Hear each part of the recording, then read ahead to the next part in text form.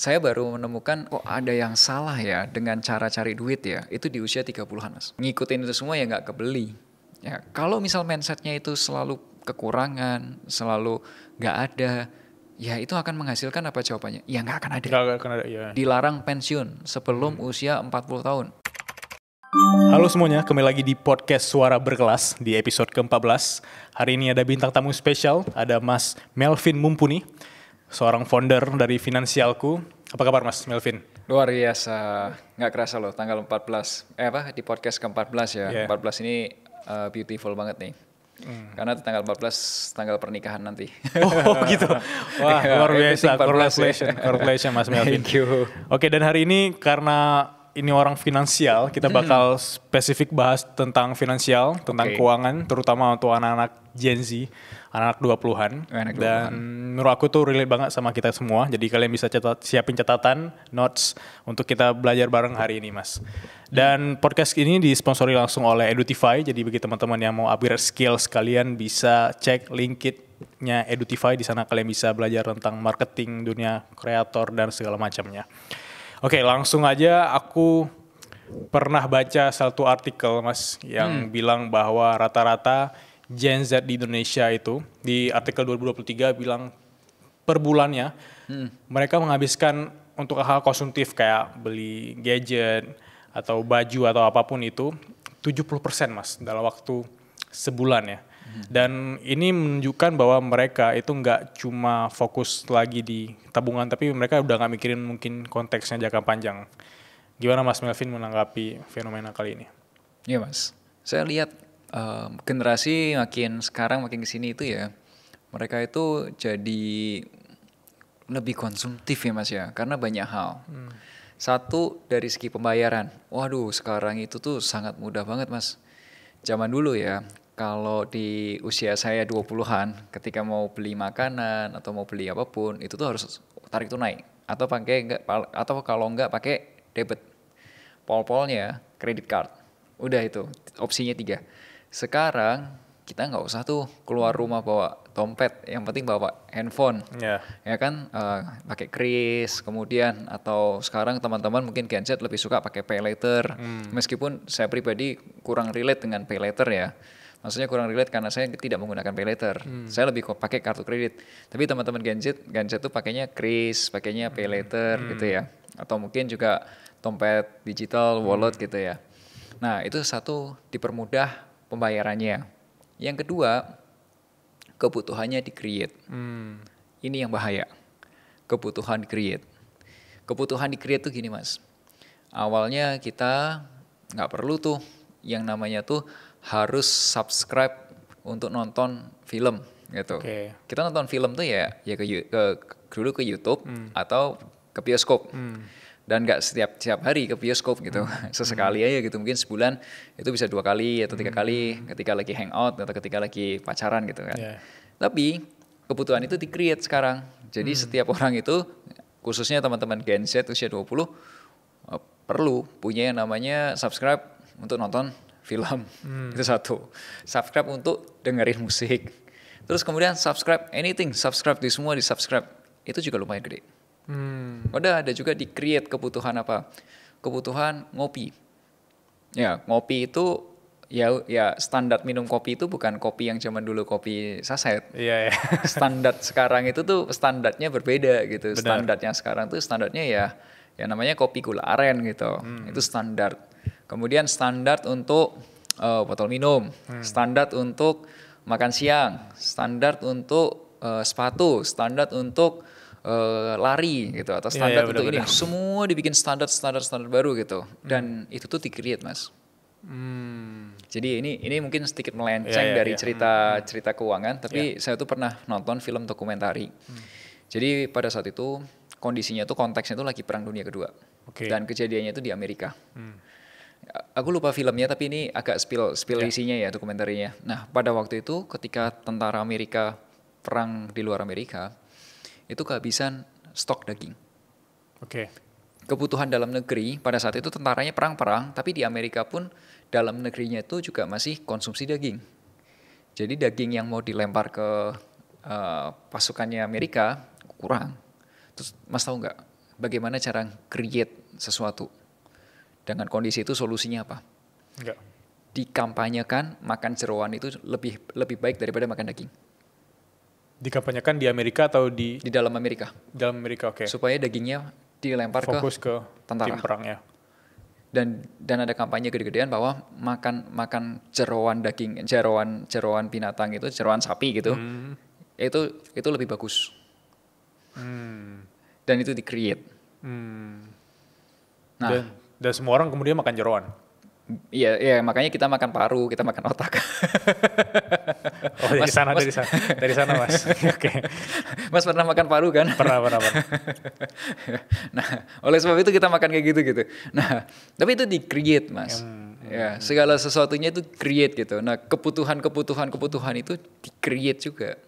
Nah, kamu mau beli nggak dengan apa jargon dengan kampanye seperti itu, kebeli nggak? Kalau kamu kebeli ya kamu akan ikut permainan itu. Nah, pertanyaannya siapa yang nge-create? Benar. Siapa yang nge-create? Oke, misal tanya, tadinya kita nggak ada kebutuhan untuk subscribe untuk nonton film gitu. Yeah. Tiba-tiba kita ada kebutuhan. Kira-kira siapa yang create? Ya yang pasti yang dapat untung dari ini siapa? Nah, itu yang create. Kalau misal nih tadinya kita minum kopi saset, oke, nggak ada masalah. Atau nggak minum kopi pun nggak ada masalah. Tiba-tiba kita harus minum kopi aren hampir tiap hari. Siapa yang create? Ya itu yang jualan. Dia create. Nah kalau itu semua dibeli, semua diiyain, semua dipenuhin, wah ya mau uang berapapun Mas, nggak harus Gen Z, nggak harus yang usia 20-an, mau usia 20-an, mau usia 30-an, mau usia 40-an, atau bahkan pensiun pun ngikutin itu semua ya nggak kebeli. Nggak kebeli. Wah, masuk akal. Jadi yang bisa aku pahami tadi emang apapun kebutuhan anak 20-an terutama itu datang dari keinginan mereka pribadi dan mereka create sendiri. Misalnya kalau Mas Melvin juga ngikutin anak 20-an sekarang kan, kalau ada permasalahan sedikit atau mental health problems lah di kantor, create-nya healing berarti. Sebulan sekali ke Bali, sebulan sekali ke Singapura gitu. Nah, dari sana kan udah kelihatan konsumtifnya atau kebiasaan menghabiskan uang.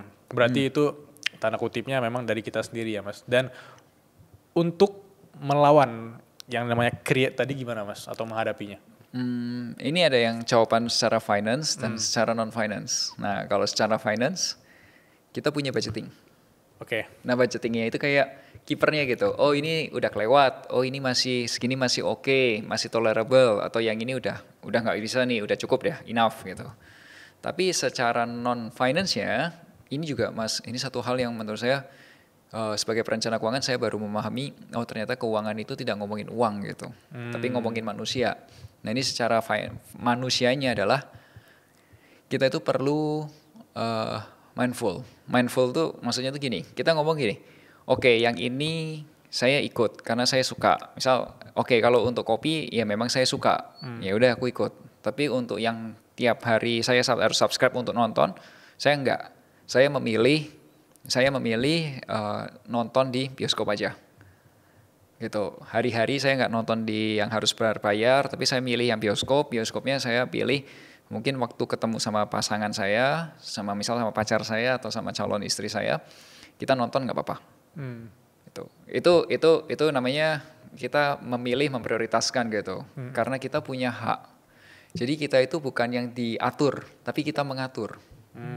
Kalau diatur tuh semua orang subscribe untuk nonton TV, nonton video, kita ikutan. Benar. Semua subscribe untuk apalagi musik, kita ikutan. Semua ganti botol minum, kita ikutan. Kita ngikut terus gitu. Tapi kalau ini namanya kita mengatur. Aku maunya ini karena yang ini. Saya maunya yang ini karena yang ini.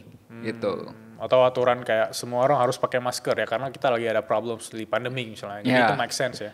Itu masih make sense. Ya, itu masih make sense. Jadi kita punya kuasa atas dirinya kita gitu, milit gitu. Tapi kalau finansialnya kita udah punya budget. Tapi kalau non finance-nya adalah kita memutuskan yang kita mau ambil itu apa, kita yang putuskan. Jadi kita mindful sama keputusan-keputusan kita. I see. Nah, dari sisi anak 20-an yang ngerasa mereka itu kayak susah banget nih menghasilkan uang ya. Mereka tuh mikirnya bahwa hasilin duit terus nabung bisa kaya gitu. Itu mungkin salah satu mindset yang dulu aku pernah ngalamin juga. Dari sisi Mas Melvinia sendiri yang udah melek di finansial, kira-kira gimana cara kita ngasilin duit dan bisa mencapai tujuan finansialnya? Oke, sebelum cara menghasilkan duit ya Mas ya, mungkin kita juga punya pengalaman yang sama, tapi kita menemukan dengan cara berbeda. Oke. Saya baru menemukan kok ada yang salah ya dengan cara cari duit ya, itu di usia 30-an Mas, pada saat COVID. Dan at that time, gue adalah seorang perencana keuangan, tapi baru sadar, oh ternyata salah nih, it's a big problem. Saya menggali sampai akhirnya saya cari tahu sebenarnya masalahnya itu di mana. Nah, akhirnya saya mikir, oh permasalahannya adalah mindset, cara saya berpikir. Mas Bilal ya, kalau waktu kecil pernah nggak dapat nasihat dari orang tua kayak gini? Mas, kalau punya uang jajan, jangan dihabisin, dihemat-hemat, ditabung, karena cari uang itu susah.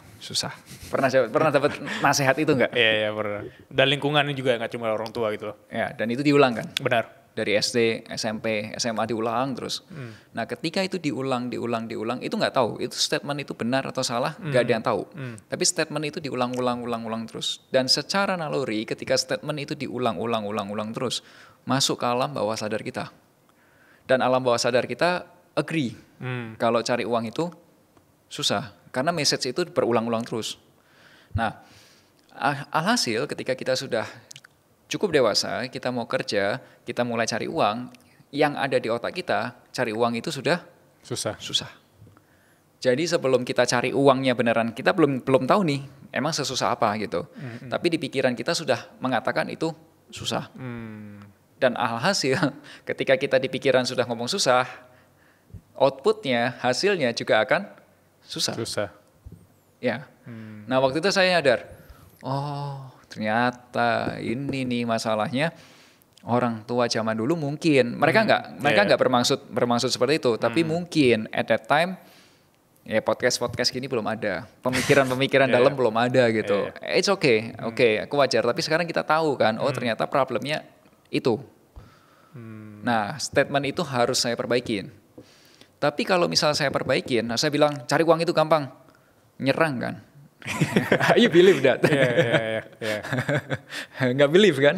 Nggak akan believe. Ya. Nah faktanya adalah cari uang itu sulit kalau nggak ngerti caranya. Cari uang itu sulit kalau nggak ngerti caranya. Ya. Karena apa? Coba kita lihat, bandingin antara teman-teman kita yang sukses secara finansial dan yang nggak sukses secara finansial. Coba lihat cara mereka menghasilkan uang. Orang-orang yang lebih sukses menghasilkan uang, rata-rata mereka tahu caranya.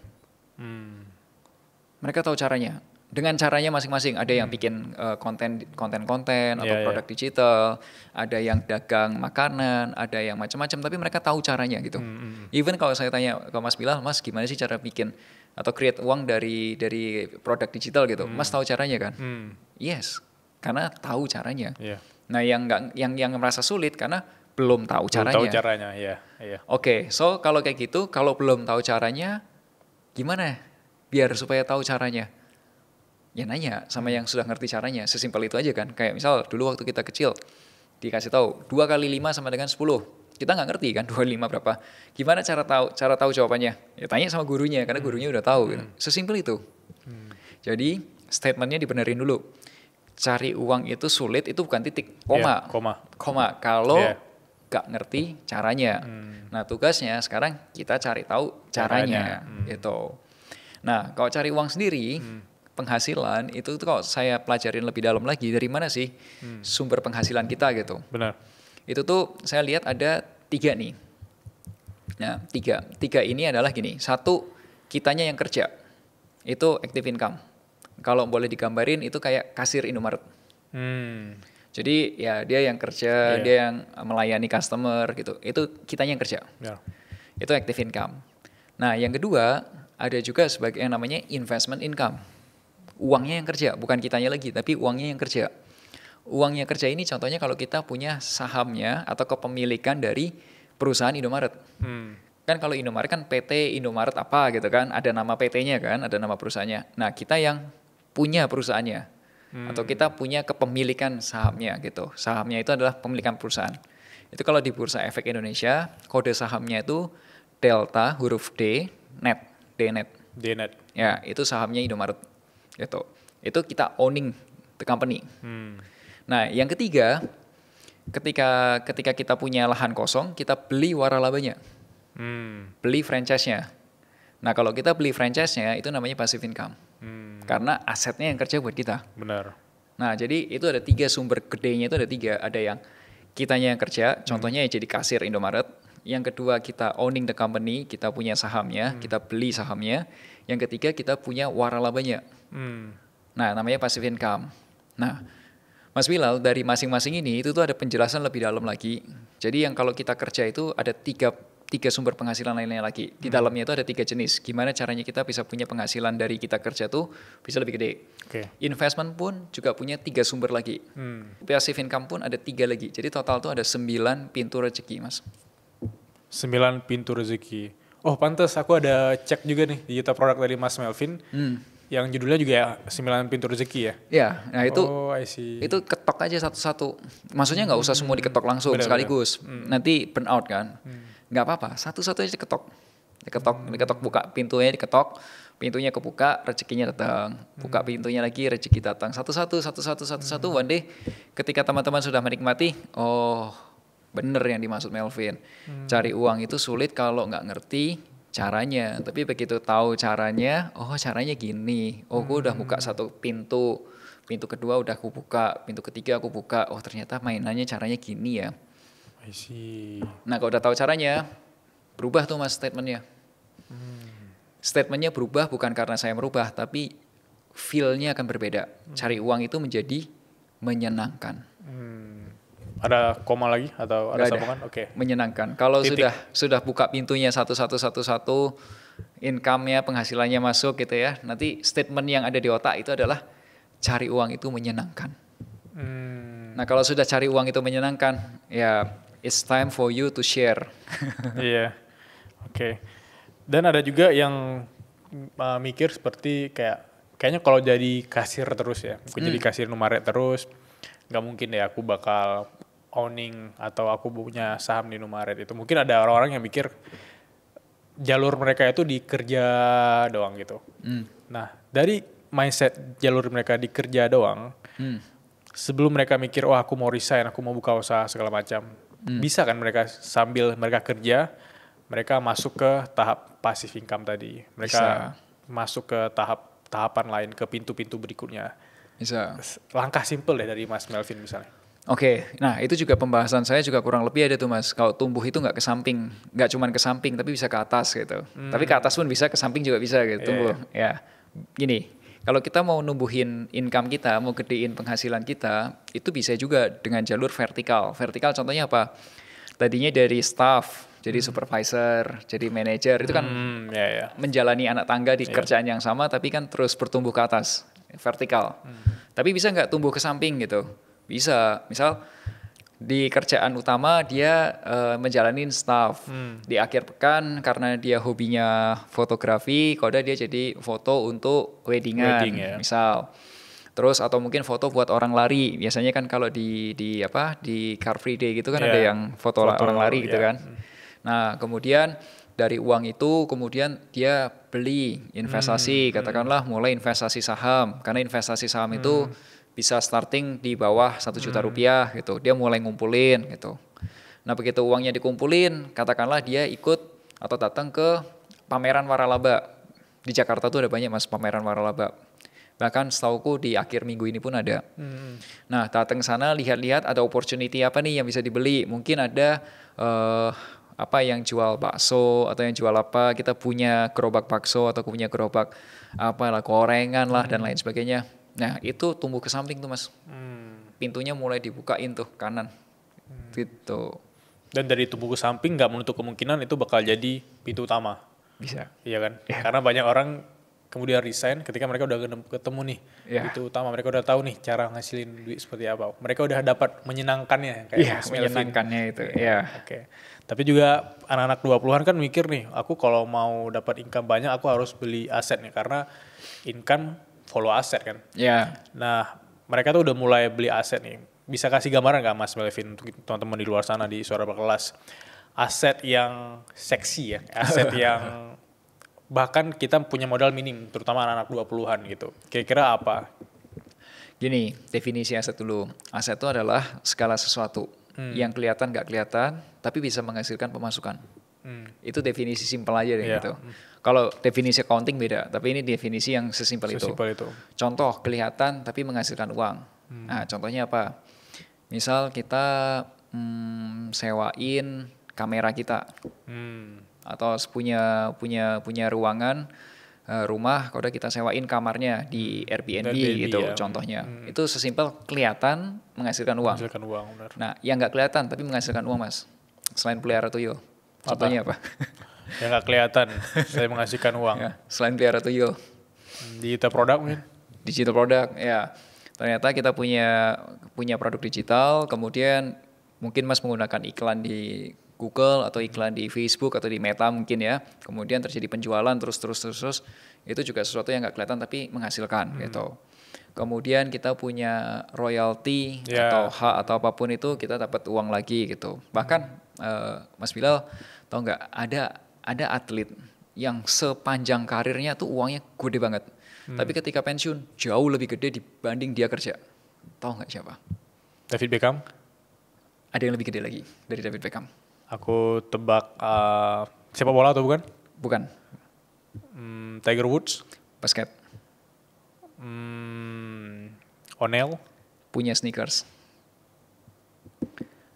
Air Jordan. Oh, I see. Air Jordan. Air Jordan itu kan brand itu kan melekat ke Michael Jordan. Ya. Ya, Michael Jordan itu pada zamannya di tahun itu Chicago Bulls itu sepanjang karirnya si Michael Jordan itu gila-gilaan. Even teman-teman kalau misal cek di tempatnya internet ya penghasilan beliau ya si Michael Jordan itu ketika jadi basket itu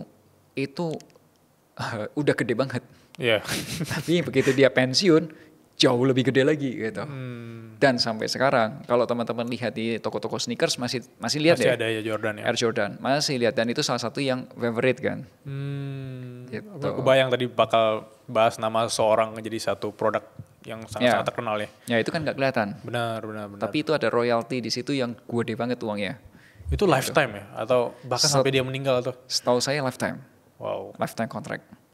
Ya gitu. Ya mungkin nextnya ada Stephen Curry mungkin. Ngikutin basket banget. Kalau aku lebih ke bola sih. Oh gitu ya, bola ya.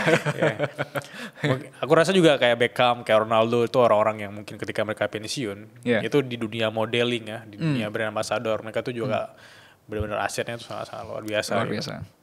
Ya itu. Nah itu benar kalau tadi tanya apakah build the assets, ya build assets dulu. Ya. Even gini, kalau definisinya segala sesuatu yang menghasilkan pemasukan, berarti kalau perusahaan punya karyawan, berarti karyawannya aset dong. Ya, kalau karyawannya menghasilkan pemasukan buat perusahaan, itu aset.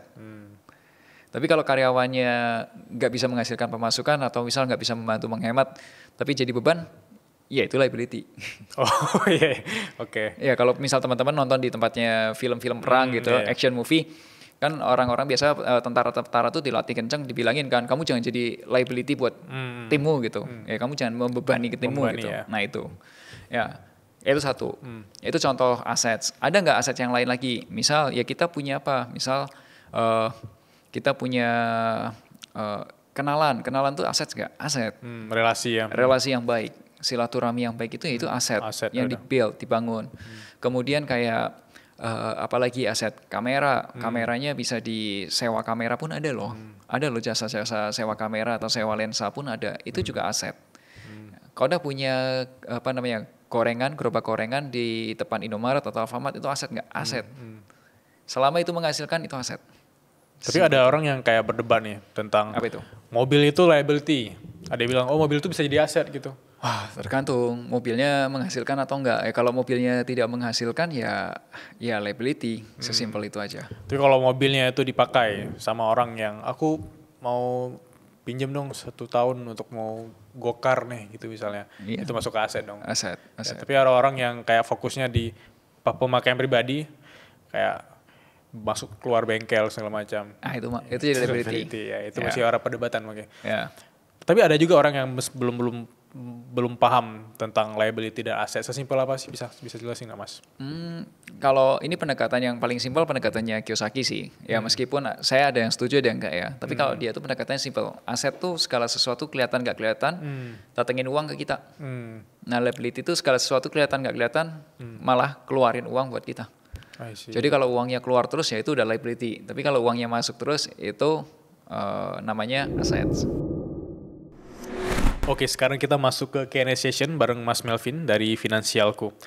Ada 3 pertanyaan Mas yang kita kumpulkan dari followernya Suara Berkelas. Wah, apa itu? Penasaran. Ada pertanyaan pertama dari Kamarudin ya. Dia bilang, apabila saya ada uang 10 juta, saya dihadapkan pada 2 situasi nih. Satu sisi saya mau upgrade untuk beli HP karena HP udah agak macet. Sisi lain saya butuh menabung nih untuk biaya pernikahan katanya. Kalau saya beli HP otomatis nggak bisa nabung, ya. Tapi kalau saya nggak beli HP, ini HP macet-macet terus gitu loh.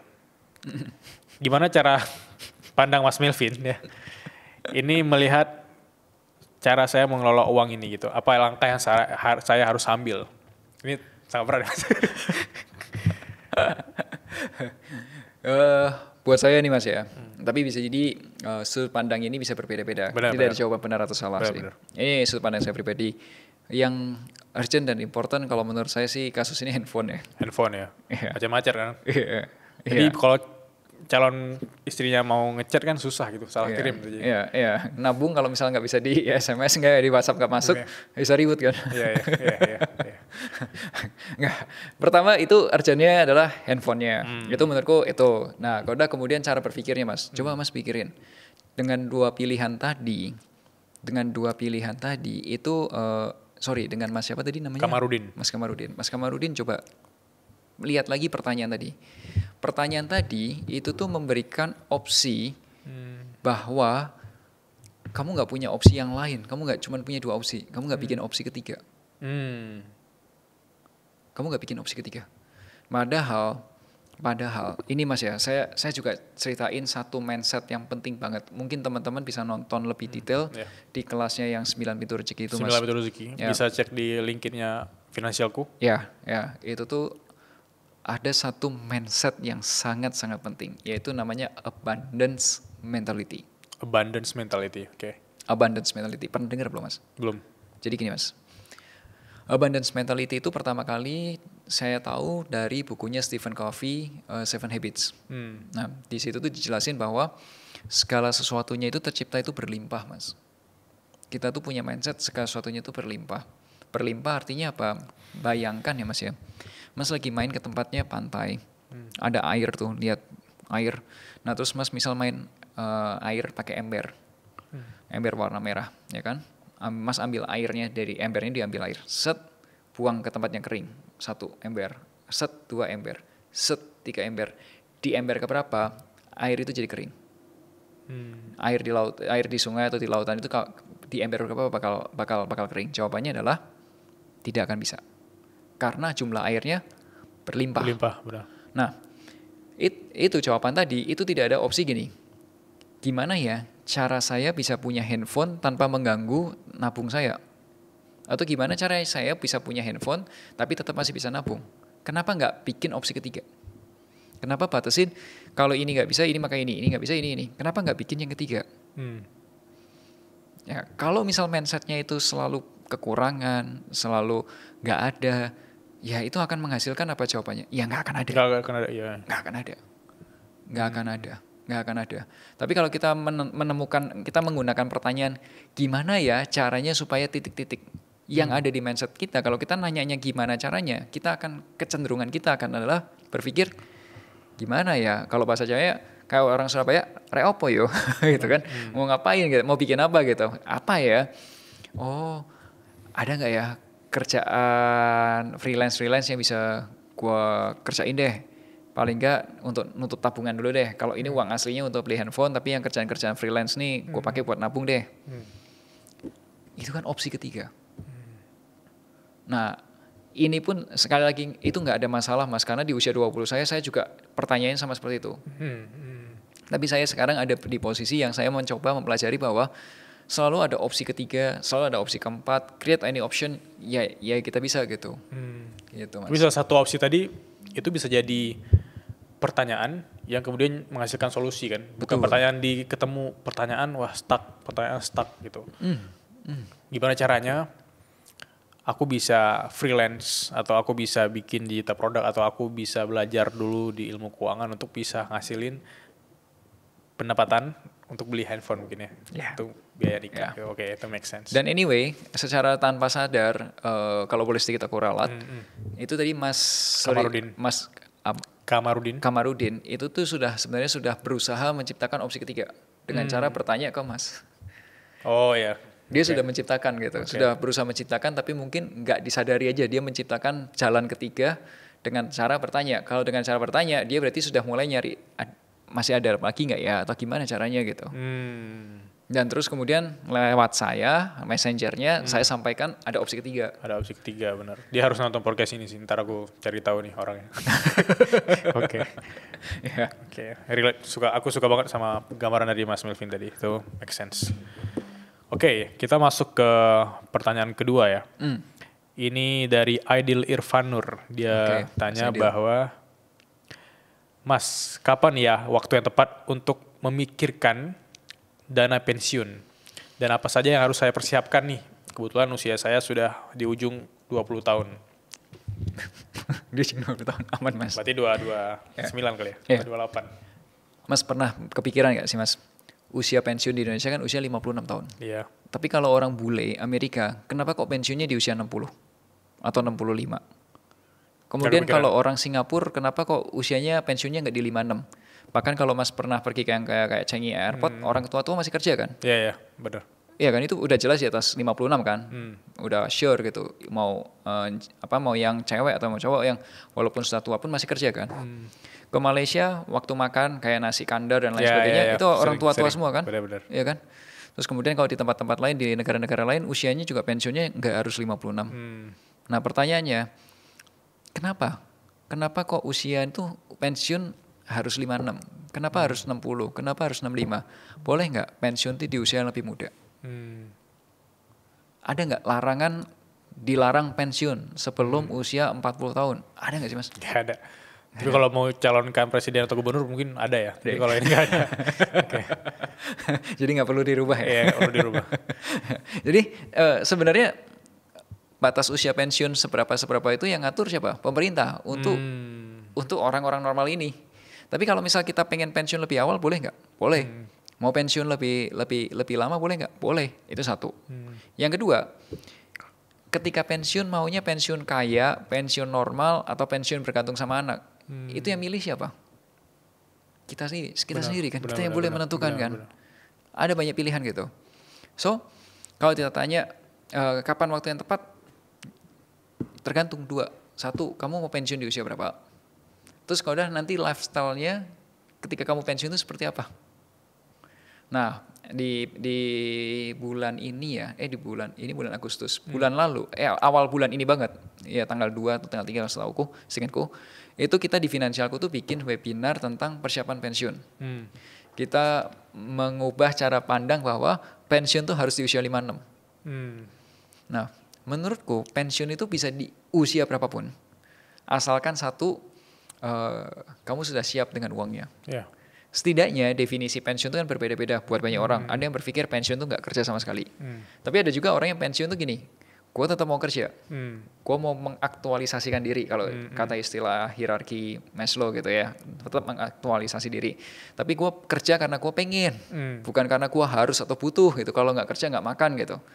Nah, definisi pensiunnya terserah, lifestyle-nya terserah.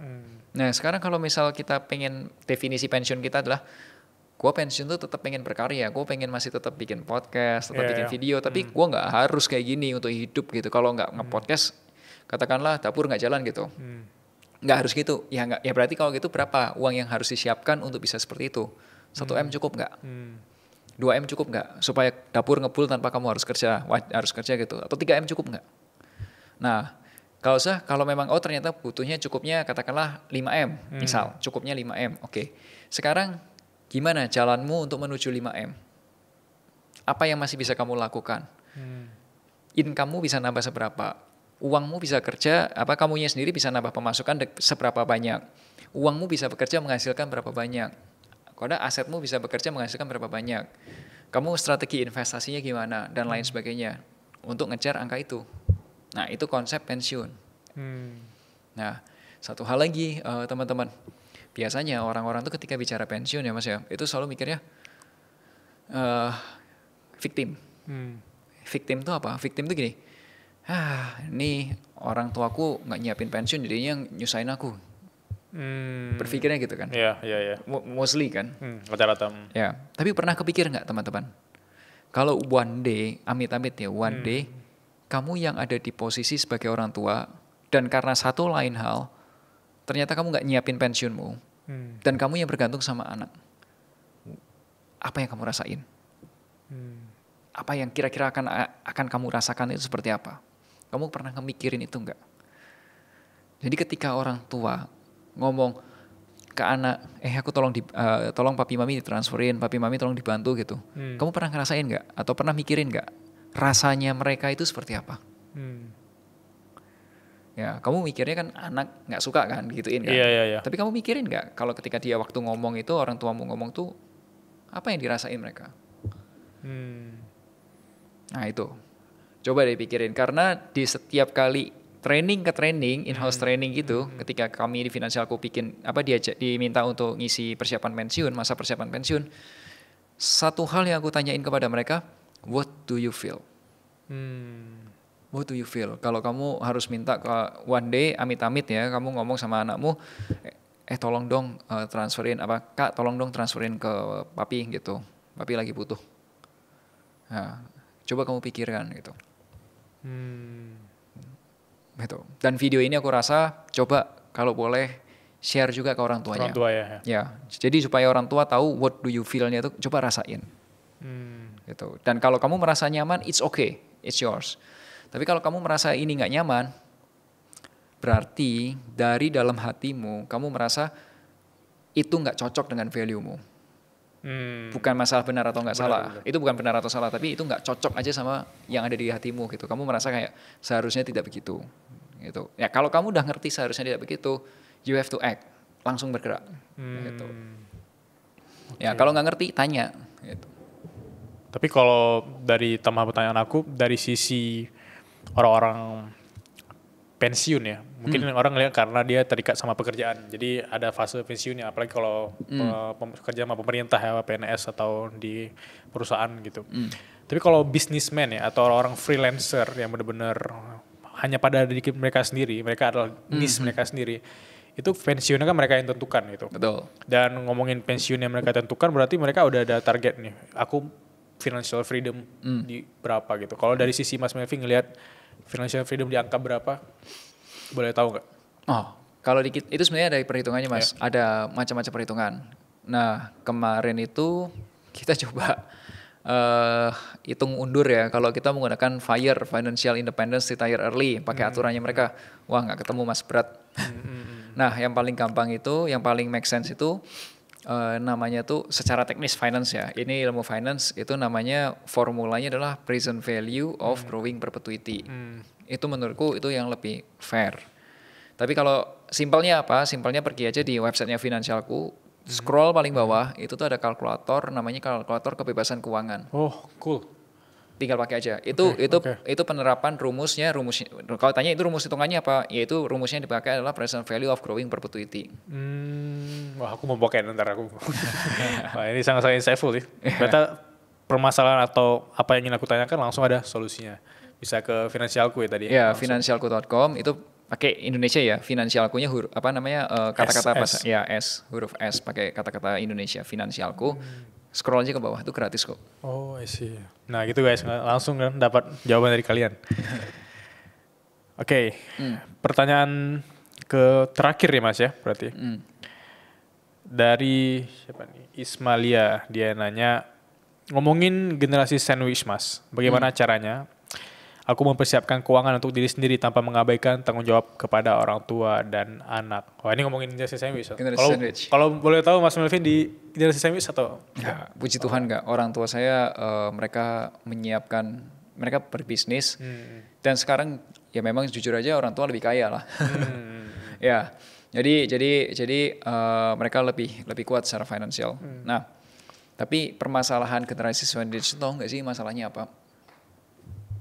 Nah, masalahnya gini. Coba Mas bayangin ya.